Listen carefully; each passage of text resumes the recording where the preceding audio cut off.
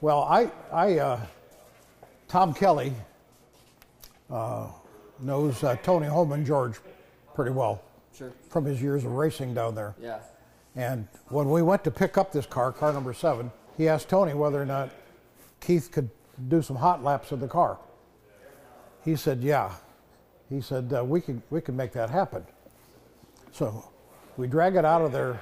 It's right under the pagoda is where the car was. Oh, yeah, where they keep them. And other than looking at the tires and saying, yep, they got air in them, I mean, I didn't do anything else. And we start driving the car. And this guy had asked Tom, he says, does this guy, you know, at the speeds we're going to be traveling, or he wants to travel, is he a good driver? He says, Christ, Keith was a drag racer when he's young. He rode races. Yeah, he knows how to drive this track.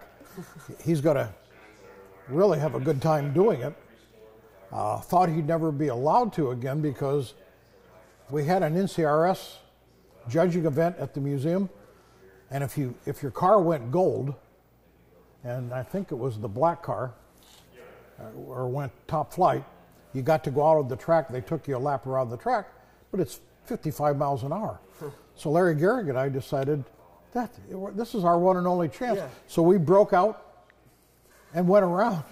The car pacing the race zoomed around the racetrack. Of course, they stopped us and vowed never to let us back on the track again. You have to take advantage of that. So now it's 20 years later, and nobody knows about that, of course. And I'm out there going to run hot laps of this car. Now, there's a little bit of a drawback because it's convertible, so you're going to get air coming underneath the top, even though you have the windows up and whatnot. So we warm up the tires, we go around, we're heating it up, and so when we have it up to temperature, we're ready to go, you know, start taking faster and faster laps. So he wouldn't let me come out of turn 4 at any more than 110 miles an hour, which would limit how fast you could go down the straightaway. I mean, you just jam it all the rest of the way.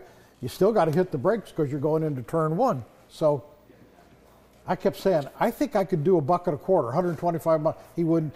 He said, Keith, now that there's just insurance problems, da-da-da-da. He said, 110's your limit.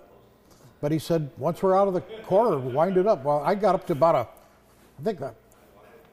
the little heads-up unit showed 176 miles an hour before you had to jam on the brakes. So I got it going pretty good. Yeah. But we never had any incident. It all was cool. That's incredible. That's a dream of mine there. Well, I want to eventually someday get on the track with the ZR1 with the wing, the new one. Yeah. I'll bet you could come out of turn 4 140 or 50 miles an hour back. Yeah. Or maybe faster. Yeah, Who knows?